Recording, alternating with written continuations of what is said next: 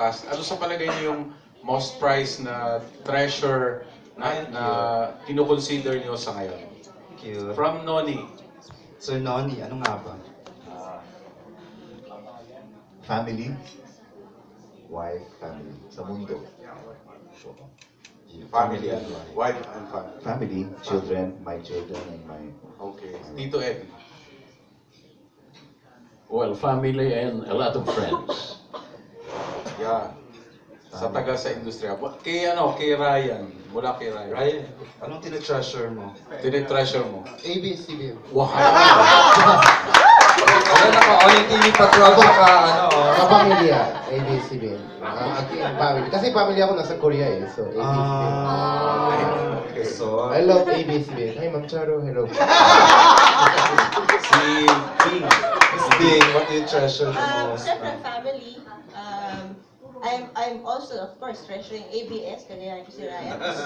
Nakabalik na ako ngayon sa ABS. And siyempre, ang Dreamscape. I treasure Okay. that. Miss And Angel. Angel. Same here. Family, work, which means ABS, and Dreamscape kasi they really take good care of me. So I'm very, very grateful for that. Cute naman. Julia. Of course, family po, yan si Lola. Tapos yung Talaga. lahat ng taong naniniwala po sa akin. So yun sila yung mga treasures ko. Yun din po, family. Siyempre, yung ano rin po, yung lahat ng mga tumulong sa akin ng mga tao nung nagsisimula talaga ako.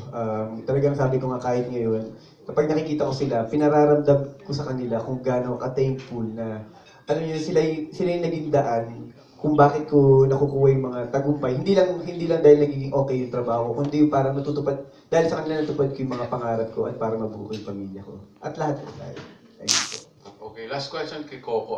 Do you think na pwede kang magtagal sa industriya katulad ni Tito Eddie? Actually, yun po yung, sabi ko nga, siguro lahat ng artista yun ang dinadasal. Every time na nakakapag-usap kami, kahit Tito Albert, nila Tito Boy, at nila Christopher De Leon, alam mo yung, wala kami ibang inahangaan ngayon sa industriya nito, kundi si Tito Eddie. Sabi nga namin na parang, lahat yata nagampanan niya.